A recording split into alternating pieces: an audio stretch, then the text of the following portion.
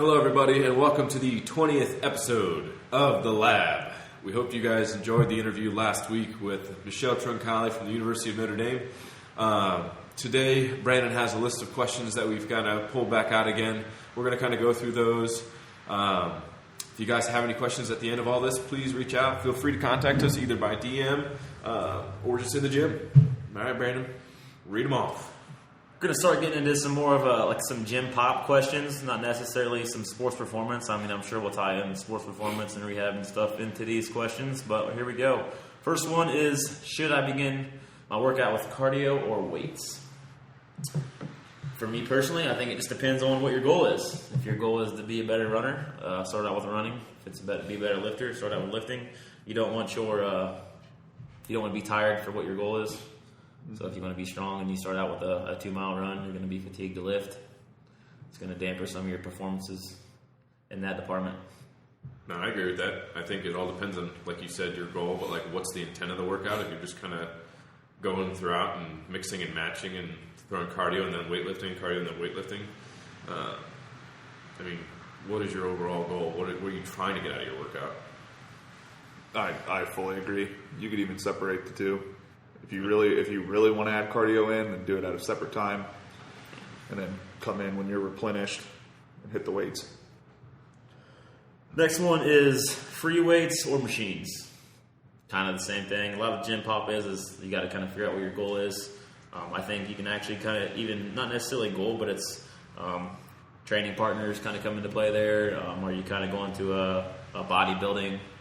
I think body kind of isolates certain muscles with machines a little bit better. Some people say that machines are better for like the older population. I say to an extent. If you want to start working on some stabilizers and some balances and things like that, I think free weights would definitely be the way to go.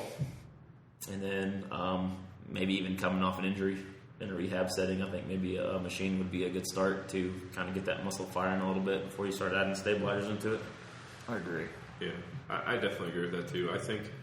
No, I actually, maybe not to 100% agree with that. I might not like the machines as much, even for the older population. I just don't like the way I do like machines for isolated, targeting certain groups. But I don't like how sometimes machines can only allow for a particular range of motions, and maybe you only have that one machine available to you. The other thing I'm not a big fan of machines is that it's not 100% adaptable to everybody's body types. Yeah. And so sometimes you get people who can only get into certain ranges just because the machine limits them more than it actually helps them. So, I mean, I guess it just depends on, what's your experience level. If you're coming back from an injury, yeah, it's a great place to start. But, I mean, eventually you're going to get to more of those free weights. At least that's my goal with you. What about you, Luke? Yeah, I mean, you could use it as like a learning tool as well to try to get like that mind to muscle connection. Because essentially, like the machine is set up for you to, quote unquote, isolate that muscle. So that's how I would incorporate it, I guess. Like if you're really struggling to get something to fire, then try it on that, and then you can apply it to the free weight where you're going to get more of a range of motion set to you. I agree. Alex, I'm going to start out with this one. How often should I increase a load? Oh. That's a good one. I like that one a lot. Oh, boy. I mean, how in depth are you going to go on this? The basic answer is, I mean, just, like 5 pounds. I mean, it's almost like a progressive overload, if you will. But there's situations leading up to that need to be assessed as you're warming up to that weight. If something's feeling off, then probably not a good idea to like add that 5. You can maybe just back it down to like a 90% and do 2 or 3 reps with it. Because if you look at the volume of work compared to just doing 1 rep, you actually did more work. So you can get around it like that. But your goal is adding 5 pounds on each of your lifts per month. And if you break it down like that, it's 60 pounds over the year. So you can do the math on that, on how strong you can potentially traject yourself in a year. Bingo. Yeah. I'm gonna take a. Does it hurt to be that good? No, it's Is it a curse? it's too broad. Yeah. Go ahead. I'm gonna take a youth approach on this one. Yeah. And it's the 2x2 rule. Pretty simple. If your athlete can do 2 more reps than what you're asking it to, increase the load by 5-10 pounds. Yeah. Yeah. Pretty simple. I mean, it's not like if you're hitting your reps and it's smooth and you feel good, go up. But if you're breaking down form and stuff like that at maybe rep 6 and you got 8 to go, then stay where you're at. Yeah. Yeah. I even use like an RPE scale sometimes for people where like maybe they just got like a really crappy work schedule. Maybe 65% last week felt easy. This week 65% feels like crap. If they feel like that one day that they can progress things a little bit more, sure, why not? But yeah. Let's open up a rant here. No, gosh. Let's get into it here. Bring it on. There's a. I hate it. I would say I can speak for all of us on this. I feel like I can. If not, then I might just leave anyway. You assume greatly. If you're going to be in the field, What kind of field? like the strength and conditioning field, Yep. you gotta walk the walk. I fully agree about that. You gotta lift. You gotta work out. You gotta exercise. You gotta. There's a lot of coaches in here that just. What are you saying about me, man? I'm just, a lot of coaches out there just write programs, not knowing what's going to happen with them, not know how it feels, and then just have the kids do it. Yeah. So it's easy to let's just make up some numbers here. So let's say you got a 225-pound bench and you can hit it for 4. So roughly the estimation is 250, and then Cole, you're as strong as a high school senior. Yep. All these coaches are using their calculators or getting into these maps, and it's like, okay, you have to hit 85% for 6 reps.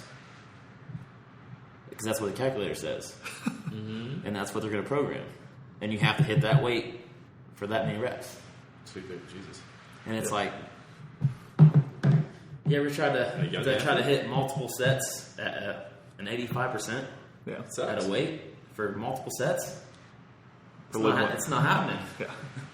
Like, I think some of these coaches need to go through their workouts and get under a bar every once in a while to see how these loads either A, progress, or just how they work. Yeah. Yeah. Privilege chart. That's your best friend. You Yeah. want to add all that for percentages and stuff like that. But I mean, again, it's like, are you going to take diet advice on how to get a 6-pack from a fat dude?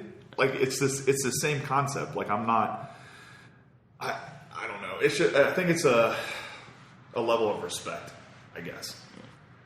Like, if I know that, like, you've been there and you've done that, then, like, your word is going to go a lot further than somebody that, oh, hey, I read this in a book and it told me that it's going to feel like it's crushing you. Oh, shit. That's okay. Yeah. Yeah, don't freak out. I've never gotten under it, but I'll show you how to get through it. Like, what? Yeah. To a degree, in the strength and conditioning world, I definitely agree with that. I mean, it's like, are you going to listen to someone who really has no idea what they should be experiencing, what the progression should be like? I mean, that's like, I write my own stuff for my strengthening. I mean, I get some insight from you here and there, but like, I do that so that I know like how that affects me, because kind of like what we had talked about in an earlier episode, like what my testers and stuff like that have been identified more recently. So now I've been testing that and basically just trying to see how that progresses. If I have someone that doesn't really know what maybe needs to be modified and doesn't know what to look for, and they're just sitting here going from something that they learned in a book, cool, but experience also has its weight as well.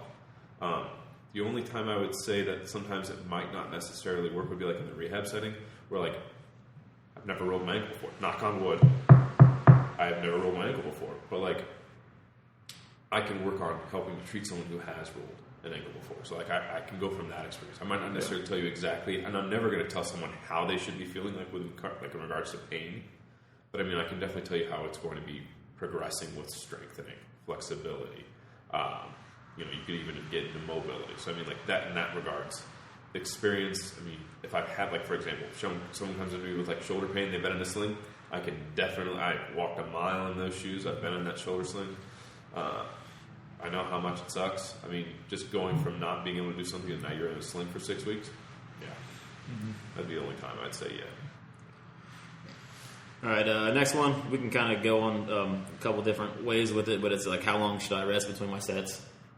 It's pretty broad. So you kind of break down into the goals again, trying to build strength, 1 to 3. If you're going super heavy, maybe 5 to 8. I mean, I think whenever you're doing a max out, there's almost no such thing as too long of a recovery. No. And it's an aspect. I kind of think that the same way as if you're doing sprints. If you're trying to do max speed, the more recovered you are, the better. I mean, obviously, you got to. How long is? Some people take these long rests and then they just kind of like mentally start kind of checking out a little bit. Yeah. If you're taking a 5 to 8 minute rest, then you can fully kind of stay mentally checked in for that next set. I think that's a big aspect. I think some of these kids will end up thinking about they're taking a rest, and they'll start talking to like another kid at the next rack, and they're going to kind of like get back to go the weight, then they got to try to check back in, and then they're kind of out of it. They're not Which there I've seen anymore. happen many times. Yeah. Yeah. You got to be able to control that switch. Like that's another aspect that like you learn as you go over the years on when to flip the switch on and when to flip it off, and because I mean when that switch is on, I mean like your body doesn't know that it's not under a load yet, so to speak. Like I mean you're mentally like, all right, like I'm ready to go. So you got to kind of play with it there. Yeah, I mean, I've even had like in the past, I've had strength coaches who were like married to like the rep schemes of like 15 plus is endurance, 8 to 12 is hypertrophy, like what was it, 3 to 8 is strengthening depending on how many you're going for, 3 to 5 could also be power, and then they would like tailor those rest times to that, and like they would always have, if you're doing 15 plus, you only got 30 seconds in between for rest periods, but like if you go into like more of the strength and the power aspects, if you think about it, if you're only giving someone 3 to 5 minutes in between power outputs, but like maybe if you wanted to start working on being able to repeat that power output with less rest, you're not going to take that same full amount. Yeah. I mean, it's going to vary. But intent. What is your intent? Yeah. And then I think if you did a single exercise, you superset, maybe try setting. Yeah. I think that all plays a big role. Usually my supersets, I try to go a minute. Yeah. 90 seconds tops. Yeah. Yeah, muscle endurance is kind of one thing. But I mean, I always think about it in terms of the sport. You know, so like if you're playing football, and you know, let's say you're at the high school level, it's what, 35 seconds is the play clock. 40. Okay, so we'll call it 40. So I mean, you should be in enough shape to produce a maximal amount of force within 40 seconds repeated, like that kind of a deal. I mean, if you're playing basketball, so now you're transitioning, so like your times need to be shortened. Track is a little like you can kind of play with both games, I guess, if you will, as far as track goes. Depends on the distance runner versus the sprinter versus the thrower versus the jumper. But soccer the same way. Like it's just you need to have different rest points in there because soccer is it's either go or it's kind of jog go jog go. So it just kind of changes like that. Next one is, what's the best time of the day to lift weights? Ooh, I like this question a lot. I'm curious to see what you guys interpret this one. Like, what do you You guys- can break down the science of it, like with your whole, you got your cortisol levels peaking at this time, and your testosterone levels peaking at this time. Yeah. Me personally, I can't lift with food in my stomach. Yeah. Like if I'm like doing a chest supported row, or if I'm doing a deadlift and I got a belt on or a squat, puking. it's like from my stomach all the way up through my throat is like, it just feels like pain. Yeah. Stop being weak. Maybe that's what it is, but I'm a wake up, get it done, empty stomach lifter. That's Yeah. and it just suits mine. I mean, after you get here at 5 a.m. and then you're done at 8 p.m., like the last thing I want to do is lift weights. Yeah. So I'd rather just get it done in the morning, Yeah. and then when I go home, I can shut it down and go from there. I'm curious, what do you think? I have my own little take on this. I am a morning person, but I like to at least lift on one meal because of the sport that I'm in. So I lift at 5 a.m. But 9 times out of 10, when I go to like a meet, I'm not going to squat until 10 or 11. So in my head, if I can produce a 940-pound squat with one meal in me, then I should be able, in theory, to get a little bit more out of it if I can have like 2 or 3 meals in me with fuel and being able to like, sleep a little bit extra that night or stuff along those lines. So I kind of train in the worst situation that you can put yourself in, and then as long as you're strong in that situation, you should be strong in the rest. That's what I think about it. Yeah, no, I agree. I think it definitely, timing it out around food and around sleep is important. I remember trying to think of the guy's name. I want to say it was Paul Vanderberg. Was doing a talk at UD. He wasn't at UD at the time. He was somewhere else. But he had been like the head chair of the Health and Sports Science Department. And I actually don't think he's back at UD. But we had been talking. I had asked some questions after one of his talks. And he had actually mentioned, like, for some reason from like 11-ish to like 2 is great for like power output. Because people have had like, they're awake, they're more with it, they've had enough time to get breakfast in. It's just before that period of time where like it's lunchtime. And then you can kind of have that time to kind of go from breakfast right into whatever you need to do for that midday workout. And you can basically be at your highest peak for like power output. So like I've always thought of it that way, but if I have to train at like 6 or 5 a.m. in the morning, I'm going to time my food up like heavy that night so that as I'm eating and sleeping, then by the time I wake up in the morning, if I don't have time to eat or even get like a little something in, I'm actually still able to sustain what I need for that day. Yeah. But I've also been the night owl, working, till Lord knows how long, and then doing a research project, and then going to go work out at like 9, 10 o'clock. I've done that too. But then I don't go to bed until later and also wake up later. So it's like whatever your schedule shifts to, you have to adapt for. Yeah. When in doubt, let's get it in when you can. Yeah. And don't feel like you need to force it. If you're not in it and you're really mentally not there, maybe you need a rest day. But if you want to track your progress and make it easier, try to work out at the same time each day. Like don't add an extra variable of, on Mondays I'm in the morning, but Tuesdays I'm at night. So then I'm going to sleep for 4.5 hours and train on Wednesday morning. Like you're screwing yourself and you're adding a variable that doesn't need to be there. Right. Inconsistency. This one's going to have a couple different answers. You're going to have a huge different, I think, compared to me. And it's training partners. Okay. Oh boy. I have a training partner consistently for whenever AJ's home. So like December to May, just because my schedule's all over the place. It's hard to have like commit to have somebody here. Like sometimes I can work out at 6, sometimes I work out at 8. So it's just, and then it kind of keeps me in a, personally, I think it keeps me in like a, no one's watching me. Can I go to that limit in an aspect? And it's if I'm not seeing the results that I want to see, then I'm not going that way. And over the years, I've learned that I have no problem like dying on a wind bike when it's just me. Yeah. But I'm also not holding 900 pounds over my chest, and I rely on them people to literally like keep me alive. Yeah. So that's where we'll kind of differ a little bit. Just come in and donate like 6 a.m. and just like, hey, about time you I don't bench with clips anymore. I got stuck, man. Yeah. I was doing a slingshot bench, and I had 365 for me is heavy. Yeah. And one of them little teeter-totters, and that's how I got out. It's going. Yep. That's funny. Yeah, I rely heavily on training partners. I mean, even on bench, like I can't row 500 or more out like on my own. It's not going to happen. It's just going to wreck my shoulders. And then with squat too, because we train in a mono, so somebody has to be there to run the rack and get that out of the way, that kind of thing. And then I just look at it like you're a team, but you're competing against each other. So, it's like whenever I'm training with anybody, like my goal is to beat you that day. And I know their goal is to like embarrass me. So it's like, well, I don't like being embarrassed by another grown man.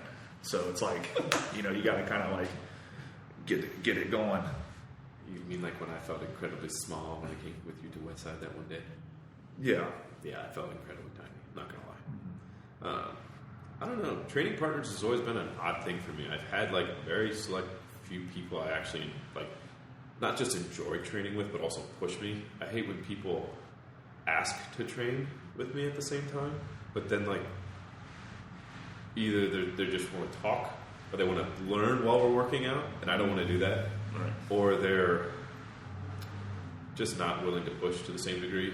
And so like I like my training partners to have like almost kind of like we talked again in the last episode, like that rabbit aspect.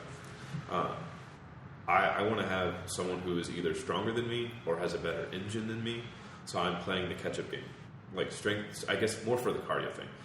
Strength training, I feel like I've kind of like you were saying, I've kind of found what I need to work on. I work on those things and I see progression. So like strength-wise, I'm fine with that. Now, certain lifts like the bench press, yeah, I'd say if I had a partner, that would be, oh my God, I would be living in luxury.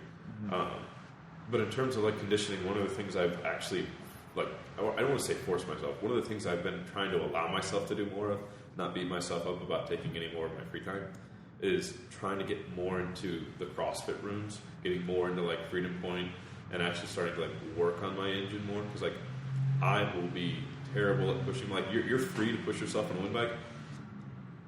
I don't like cardio. I won't lie. I hate it with a passion. So when you say go pick up 500 pounds, I'm going to go do it. You ask me to go run 2 miles, I'm going to look at you and be like, no. Unless you run with me, then yeah, sure. But you better be faster than me, because then I want to catch you. That's why I got dogs. Yeah. That's why you got dogs. Yeah. If I take Minnie on a walk, she will whine and want to go back to the house. If I take Miko on a walk, that dog wants to run, he'll run. But then he'll go like maybe a mile, and then he's like, Dad, my paws, hold me, please. So that ain't going to happen. Yeah. But yeah. Last one. Compound exercises like pull-ups or isolated exercises like rows? Por qué no los dos? Why not both? I always will hit both. I love to do isolation because it just adds to your compound. 110%. Yeah.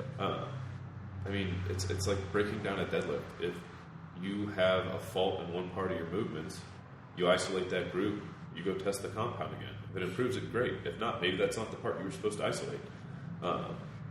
Actually, I've been picking up a lot of that just from watching like my sumo, stuff like that. Went from my conventional, because my deadlift was stalling, to sumo. You'd be so proud of me. And started incorporating way more hamstring. And it's like, my deadlift has been soaring. It's like, I'm going to go with both. Yeah, I think they're interchangeable. You can't be married to one, because eventually it will stall. But yeah, I mean, if you're, let's say that you're what is called the big three, squat, bench, and deadlift, and every single one you're losing your upper back, meaning like you're not able to hold that contraction, well then you need to probably do like an inverted row with your chest touching the bar and hold that for 10, 12 seconds. So then like you're learning that like this is how long I have to hold this for. So you need to get your upper body or your upper back adapted to that time frame. Because usually, I mean, if a lift is going to take more than 10 seconds, you're probably not going to get it unless you can downshift and really be a grind, which is beyond impressive. You can do it. I think the biggest mistake people make are the way they set their programs up. Yeah. I think too many people will go heavy on their isolation movement and not even realize it, and then maybe go into it. Like they'll bang out like however many knee extensions or whatever they do, and then they go into a squat and then wonder why that's kind of playing an impact on their lift. But kind of get your idea on it, because I've been kind of doing it in my own lifts. Even Lou does it, but I think I just see it kind of more with Matt winning with his does, like his winning warm ups. Yeah, where he'll do 100 reps of 4 or 5 different exercises as his warm up. Yeah. And kind of like, can you go over like the science behind it, or like the reason behind it, or like how it doesn't? It fatigues him, but like it's like a pre-fatigue. So I mean the background of it, I guess, is the longer that you've been like in the game, if you will, as far as like working out, the longer that you're going to be taking to warm up. So he's picking the motions of these are some of his like weak points, let's say, so you really want to warm up the shoulders, the pecs, the triceps. So he's going to do 4 sets of 25 on a dumbbell bench before he goes and does, his normal bench. And that's essentially just to, what was the term? Put fuel in the thrusters or something like that is what they used to use. Yeah. You're essentially just like, putting WD-40 on your muscles to get them going. Because realistically, nobody like takes the time to really warm up as far as on the bench, like in the movement. Like I'm very guilty of that. I'm gonna get there as soon as I can and get the shit over with. So like I'm making plate jumps or 45-pound jumps all the way up until like I'm done. But there's just, it's a different mindset of it too. So that's why we have it like implemented with the kids. You know, like they do a lot of ligament and tendon work as far as like the higher reps of 100 to 200 reps on tricep push downs or band pull aparts, like that stuff. And then so it's kind of like a pre-fatigue, which is going to be in the safety of us as coaches, because they're less likely to get to that 100% range as far as their main movement goes. So then if we can have little breakdowns there, that exposes their weaknesses that we can adjust on the fly and get you to going. That was long-winded. I liked it. It was good. Any other questions? That's it. That's it. All right, guys. We hope you guys learned a little something tonight. If you guys have any questions, feel free to reach out or ask one of us in the gym. But we will see you guys next time.